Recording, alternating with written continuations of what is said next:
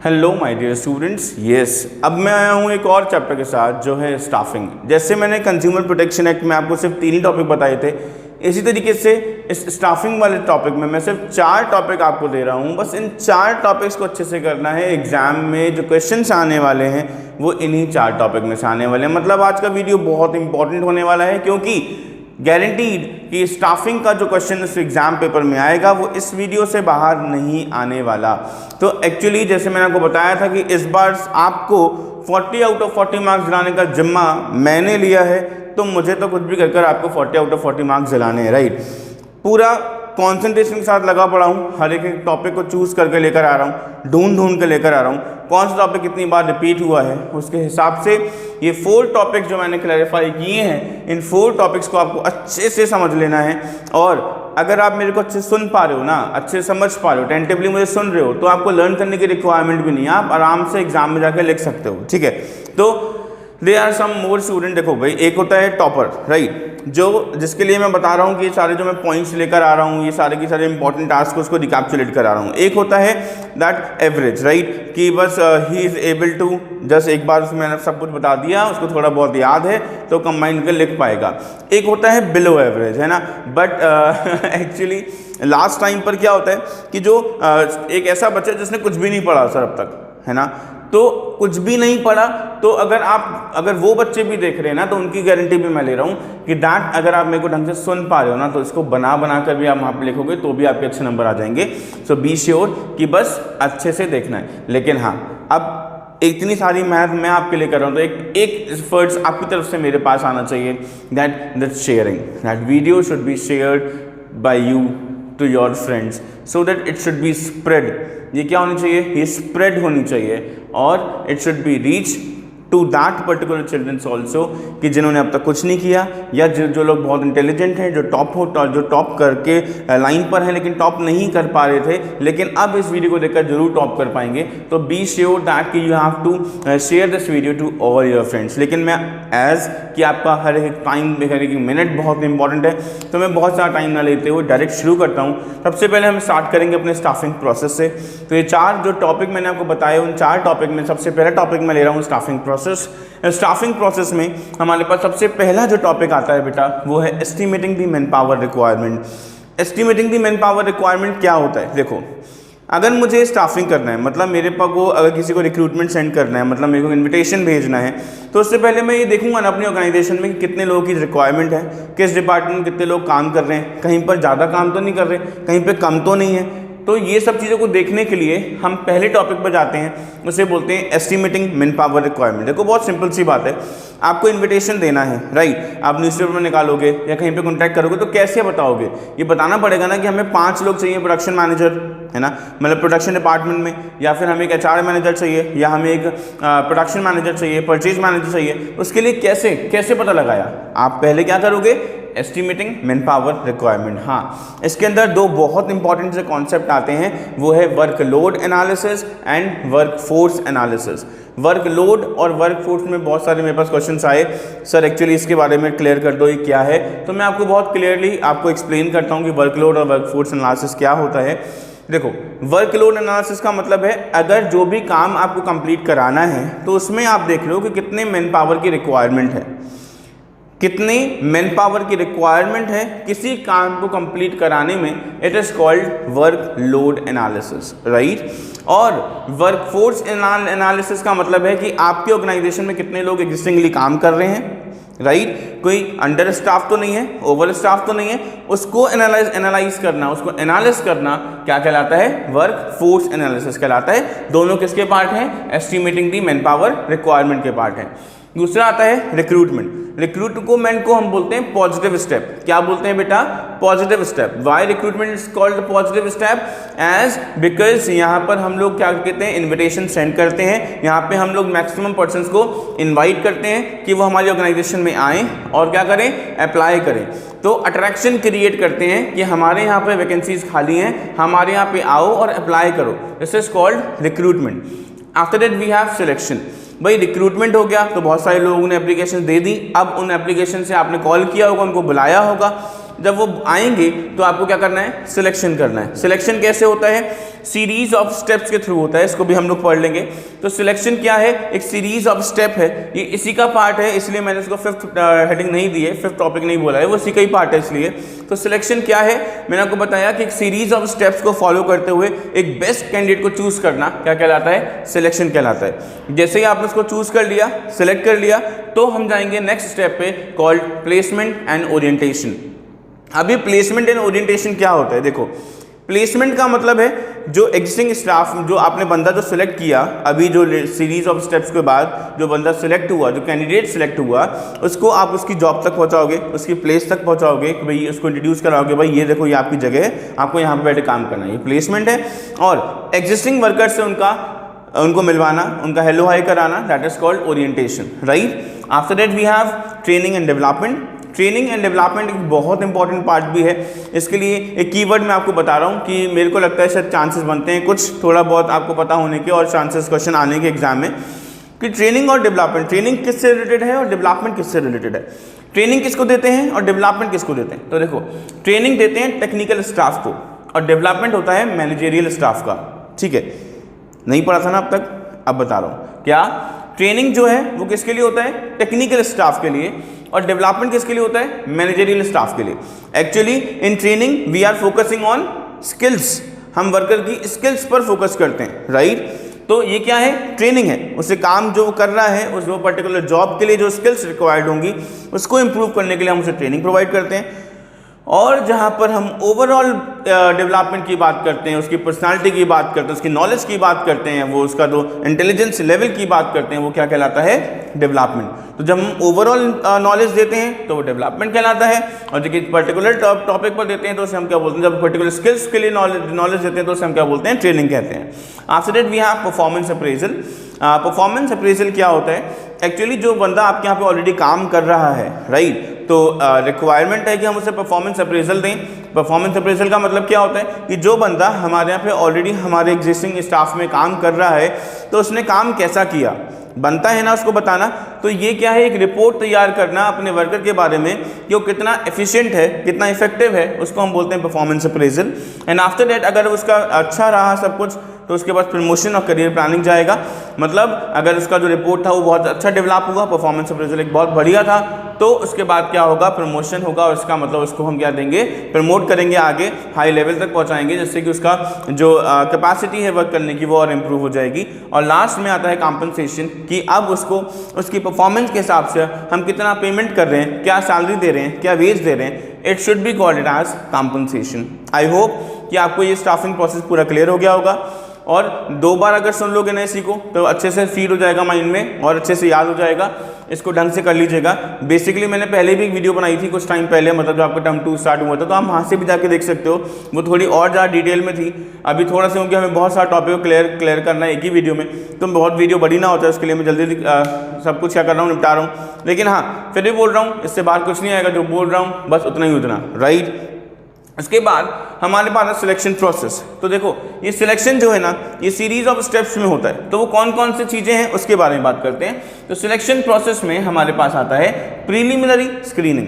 सबसे पहला क्या है, प्रीलिमिनरी स्क्रीनिंग। बहुत सारे बच्चों को कन्फ्यूजन है, सर प्रीलिमिनरी स्क्रीनिंग एक्चुअली में क्या है, कन्फ्यूजन हो रहा है। तो देखो ये एक ऐसा पॉइंट है जो रिसेप्शन पे ही डन हो जाता है। कहाँ पे डन होता है, रिसेप्शन पे।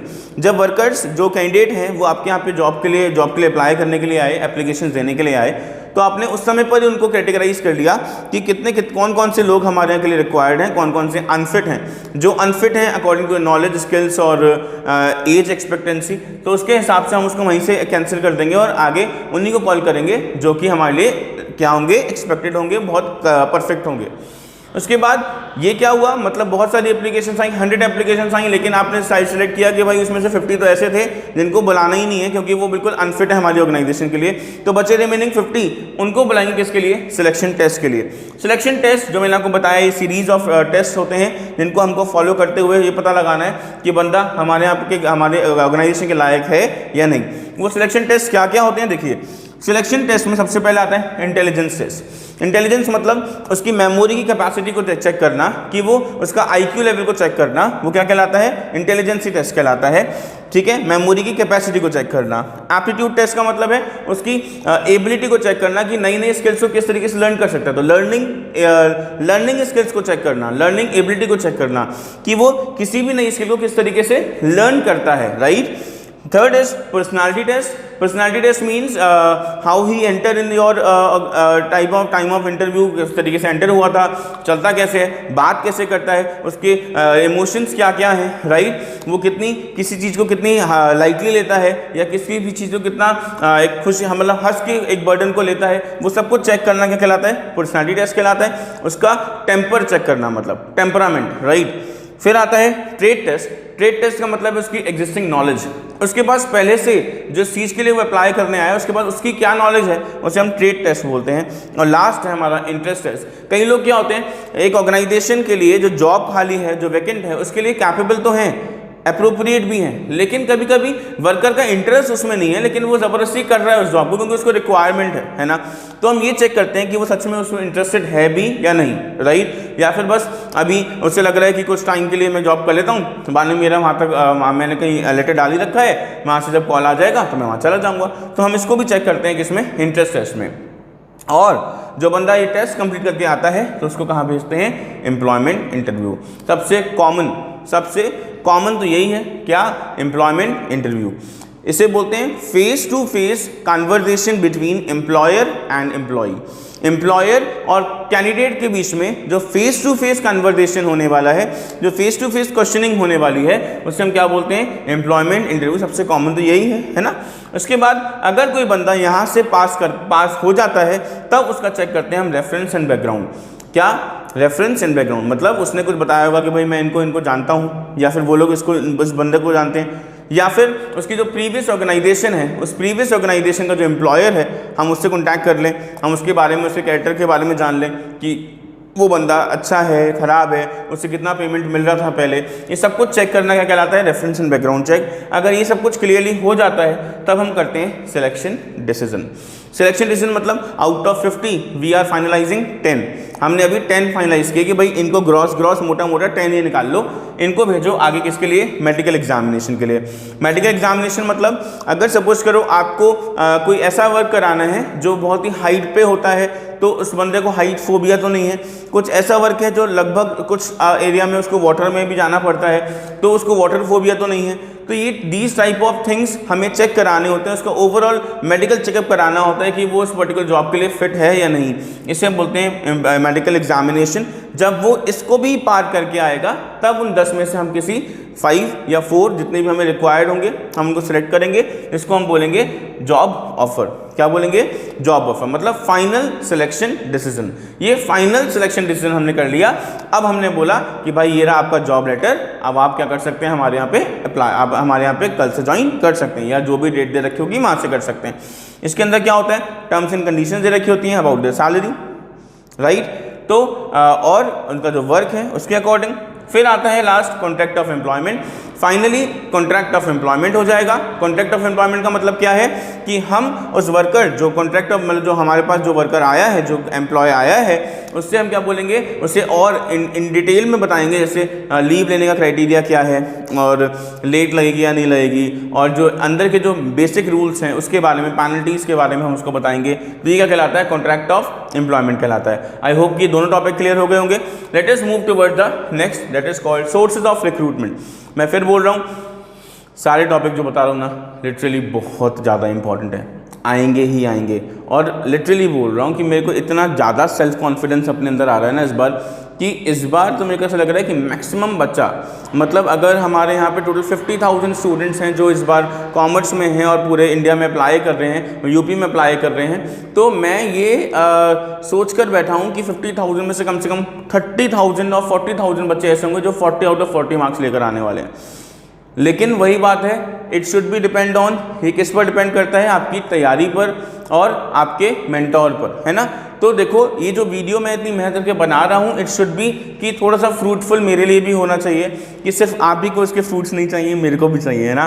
तो it should be share to your friends also, please इसको शेयर करो सो दैट उन सब का बेनिफिट हो, सब लोग इस बेनिफिट को ले पाएँ और अच्छे मार्क्स को अचीव कर पाएँ, राइट। ओके, नाउ फिर से वही ज़्यादा टाइम नहीं लूँगा, स्टार्ट करते हैं नेक्स्ट, सोर्सेज ऑफ रिक्रूटमेंट। ये भी इस बार का बहुत इंपॉर्टेंट टॉपिक बनता है। सोर्सेज ऑफ रिक्रूटमेंट क्या होते हैं, तो हमारे पास दो टाइप के सोर्सेज हैं रिक्रूटमेंट के। रिक्रूटमेंट मतलब इन्विटेशन देना, है ना। तो दो टाइप के सोर्सेज हैं हमारे पास, कौन कौन से है, एक्सटर्नल रिक्रूटमेंट, दूसरा है internal recruitment. Internal source of recruitment और एक्सटर्नल सोर्स ऑफ रिक्रूटमेंट। तो इंटरनल सोर्स जो है वो हमारे पास दो टाइप के होते हैं, एक होता है प्रमोशन और एक होता है ट्रांसफ़र। देखो, अगर हमारे यहाँ पे एग्जिस्टिंग वर्कर्स जो हमारे यहाँ काम कर रहे हैं, तो हमारी एक यूनिट में कुछ वर्कर्स की कमी आ गई है और एक यूनिट में हमारे वर्कर्स सेल्फ सफिशिएंट हैं और ज़्यादा ही हैं, थोड़े ओवर स्टाफ्ड हैं। तो हमने क्या किया, उस पर्टिकुलर ऑर्गेनाइजेशन में से एम्प्लॉय का ट्रांसफ़र कर दिया दूसरी यूनिट में। तो जब हम हॉरिजॉन्टल करते हैं change in the place of a person employ, so जहाँ पर वो काम कर रहा था, जिस एनवायरनमेंट में, जिस स्टेटस पे, वो उसी स्टेटस पे जॉब काम करेगा, उसकी सैलरी भी सेम ही होगी, बस उसका जो क्राइटेरिया है, एनवायरनमेंट जो है वो चेंज हुआ है, उसे हम क्या बोलते हैं, ट्रांसफर बोलते हैं, from one place to another. But promotion is called the vertical, वो जिस लेवल पे था उससे अपग्रेड कर दिया गया, नेक्स्ट लेवल पे उसको पहुंचा दिया गया, वी से दैट, उसे हम क्या बोलते हैं, that promotion, right. So actually मेरे हिसाब से अब क्वेश्चन आता है कि promotion internal source of recruitment best है या external source of recruitment best है, दोनों ही अपनी जगह पर बेस्ट है, राइट। बाइस्ड आंसर है, क्यों, क्योंकि देखो इंटरनल सोर्स ऑफ रिक्रूटमेंट में हमारे पास जो इंटरनल टैलेंट है उसको उनकी एफिशिएंसी इंक्रीज होती है, उनको पता पड़ता है कि हमको क्या मिलेगा, प्रमोशन मिलेगा अगर हम ये पर्टिकुलर काम अच्छे से करेंगे तो, है ना। लेकिन सिमिलरली, लेकिन अगर एक्सटर्नल सोर्स करेंगे तो फ्रेश टैलेंट हमारे यहाँ पे आएगा, और जब फ्रेश टैलेंट आएगा तो हमारी जो ऑर्गेनाइजेशन है उसका जो एफिशिएंसी वो और ज़्यादा इंक्रीज होगी, क्योंकि नई नई टेक्नोलॉजीज आएंगी, अपडेटेड टेक्नोलॉजीज आएंगी, अपडेटेड स्किल्स हमारे पास आएंगी, तो वो ज़्यादा अच्छा होता है ना। तो now let us go for the external source of recruitment. In external source of recruitment we have the first is called the direct recruitment, and the direct recruitment is for कि ऐसी ऑर्गेनाइजेशन जहाँ पर हम लोग को बहुत ज़्यादा knowledge requirement नहीं होती, स्किल्स जो जिसे हम बोलते हैं टेक्निकल स्किल्स थोड़ी बहुत रिक्वायर्ड है, जहाँ पर जैसे हम लोग बोलते हैं ना पेंट वाला और जो थर्ड क्लास की जो लेबर होती है उसको जब हम रिक्रूट करते हैं तो उसमें हम कोई टेस्ट वगैरह नहीं लेते, डायरेक्टली रिक्रूट कर लेते हैं, इसलिए उसको बोलते हैं डायरेक्ट रिक्रूटमेंट, ठीक है।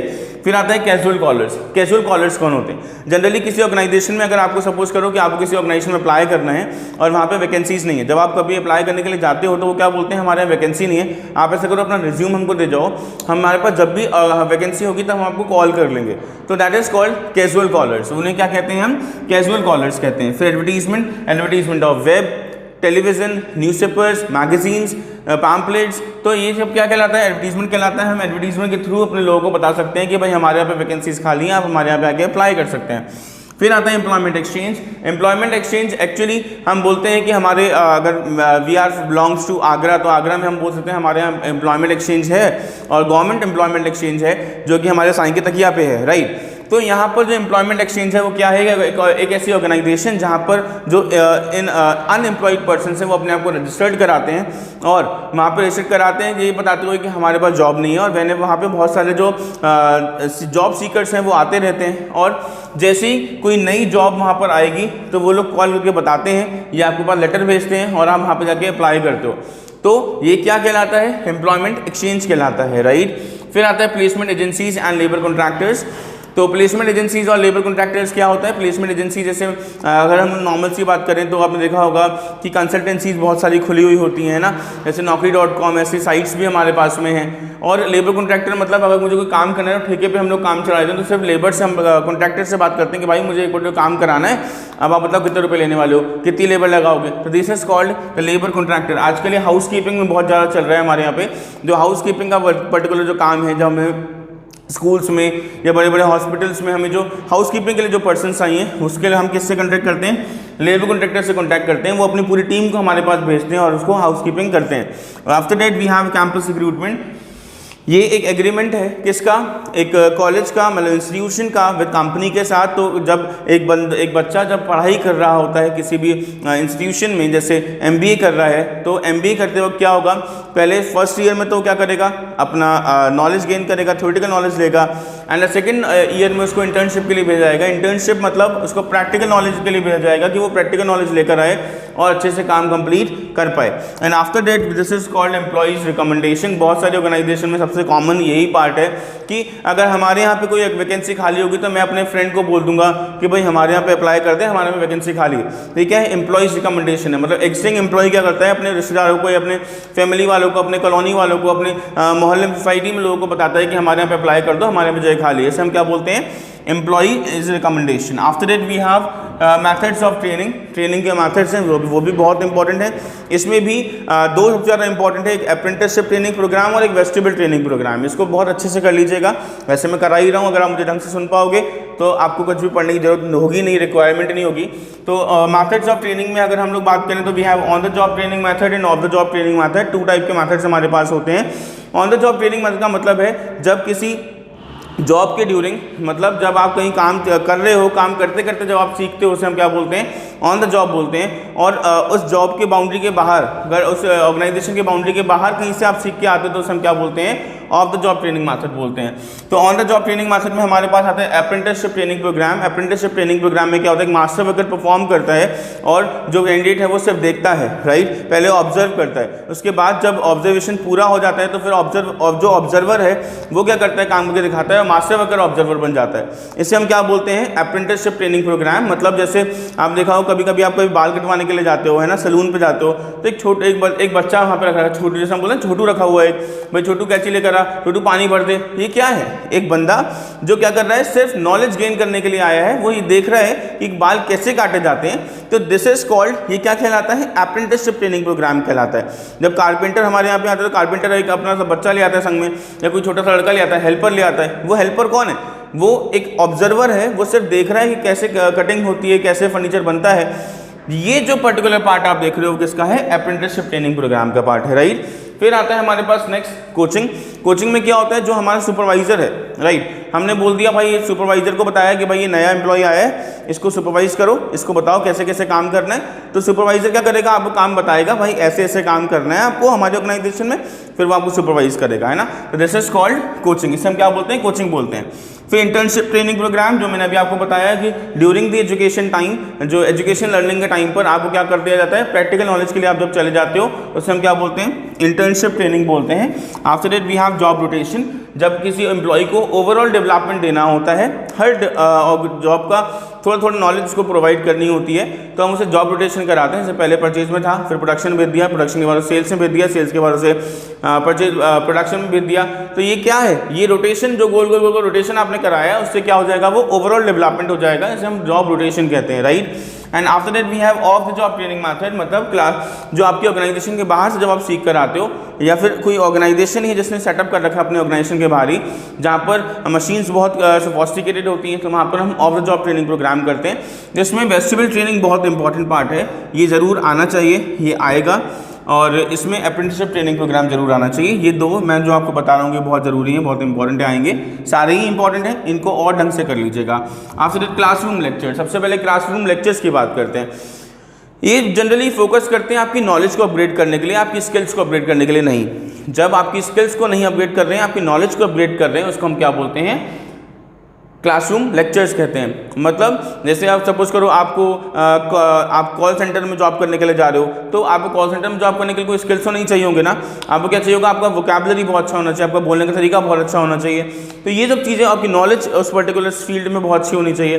तो आपकी नॉलेज को अपग्रेड करने के लिए हम क्या करते हैं, क्लासरूम लेक्चर्स का यूज़ करते हैं। After that we have case study, मतलब अपने वर्कर्स को प्रैक्टिकल स्किल्स से मैच कराना, उनको अपग्रेड कराना, उनको अपडेट करना कि भाई देखो ये प्रॉब्लम्स आती हैं जब हम काम करते हैं, और अगर जब आप काम करोगे ये प्रॉब्लम जब आपको सामने आएंगी तो क्या आप उसको अच्छे से फुलफिल कर पाओगे, और आपका क्राइटेरिया क्या होगा, आपका उसके लिए बिहेवियर क्या होगा, आपका उसके पॉइंट ऑफ व्यू क्या है, वो सब जानना क्या कहलाता है, हमारा केस स्टडी कहलाता है। कंप्यूटर मॉडलिंग, आजकल बहुत सारे कंप्यूटर प्रोग्राम्स ऐसे आ चुके हैं कि जहाँ पर आपको कंप्यूटर में ही सब कुछ करा दिया जाएगा। जैसे अभी एक्चुअली में हमारे यहाँ पे जब ऑनलाइन टीचिंग चल रहा था, जब आप ऑनलाइन मोड में पढ़ाई कर रहे थे तो केमिस्ट्री के जो प्रैक्टिकल्स हैं, ये जो प्रैक्टिकल वाले पर्टिकुलर सब्जेक्ट्स हैं वो कैसे कर रहे थे। तो एक सॉफ्टवेयर आप लोगों को भेजा गया था और सॉफ्टवेयर में क्या करते थे, जैसे सपोज करो आपको ये चेक करना है, सपोज अनियन पील चेक करना है, तो सबसे पहले उसमें आपको दिखा दें कि आपको एक अनियन लेना है, उस अनियन का एक छोटा सा पीस काटना है, तो आपने क्लिक किया, उसका पीस कट के आ गया, उस पीस में से एक आपको व्हाइट कलर वाली जो पन्नी है उसको निकालनी है, अनियन के ऊपर जो ट्रांसपेरेंट सा पॉलिथीन टाइप होता है ना उसको निकालना है। तो वो सब कुछ कंप्यूटर मॉडलिंग पे सेट है। यही इसे बोलते हैं कंप्यूटर मॉडलिंग, जहां पर हम पहले वर्कर को फ्रेंडली बनाते हैं उस पर्टिकुलर जॉब से कि जहां वो काम करने वाला है, उससे पता हो जाए कि ये स्टेप उसको फॉलो करने हैं, राइट। और नेक्स्ट है वेस्टिबल ट्रेनिंग, जो मैंने कहा बहुत इंपॉर्टेंट, इसको ध्यान से सुनिएगा। वेस्टिबल ट्रेनिंग का मतलब है जहां पर ऑर्गेनाइजेशन में, जिस ऑर्गेनाइजेशन में जहां मशीन्स बहुत सोफिस्टिकेटेड होती हैं या फिर रॉ मटेरियल बहुत एक्सपेंसिव होता है, तो उस समय पर हम कोई चांस नहीं ले सकते कि हम उसको वहीं पे सिखाएं। अगर वो गलत बना देगा तो नुकसान हो जाएगा ना, या फिर मशीन खराब होने का डर भी रहता है ना। इसलिए हम एग्जैक्ट सेम प्लेस पर, डुप्लीकेट लोकेशन पर उसको लेके जाते हैं, इसको हम डमी मॉडल कहते हैं। उस डमी मॉडल पर उससे वर्क कराते हैं और जब वो डमी मॉडल पे अपना जो कॉन्फिडेंस है उसे गेन कर लेता है, उसके बाद हम उसे कहाँ पे भेजते हैं, नॉर्मल जॉब पर भेजते हैं। इसे हम बोलते हैं vestibule training programme. And the last is programmed instructions, मतलब बड़े से काम को छोटे छोटे टुकड़ों में डिवाइड कर देना और हर को इंटरनली बहुत ही डीपली नो करना, इसको हम क्या बोलते हैं, प्रोग्राम्ड इंस्ट्रक्शंस कहते हैं। अगेन ये मैंने पूरा का पूरा ओवरऑल पार्ट अब खत्म कर दिया है। स्टिल आप देख रहे हो what the type of hard work I am doing with for you only. So if you going and take your good marks, so this is the wealth for me only, क्योंकि मैं सिर्फ इतना जानता हूँ कि अगर आपके अच्छे नंबर आएंगे तो what you are doing for me I didn't know, but I get self-satisfaction to me that I help a lot of students. So this is the same thing coming to you also. You also have to share this video to your friends so that this help is going to you also, a part of this help, and that the simple thing is what कि education है, ज्ञान बांटने से बढ़ता है और विद्या को जितना दान करोगे उतना ज़्यादा अच्छा होता है। तो बी श्योर दैट कि you just all learning this positively, focus it properly, and the time of sleeping मैंने आपको बताया कि उसको ईयरफोन्स का लगाकर ही सोना, सुनते हुए सोना, तो बहुत ही ज़्यादा अच्छे मार्क्स आपके आने वाले हैं, राइट। अभी हम लोग लाइव सेशन भी लेने वाले हैं, तो be ready for the live session also. और जब तक ये पढ़िए, उसके बाद मैं एक नेक्स्ट वीडियो के साथ आता हूँ। आज ही हम एक नेक्स्ट वीडियो के साथ भी आएंगे, तो बी श्योर कि आप अच्छे से तैयारी कर रहे होंगे। So thank you for today, have a nice day.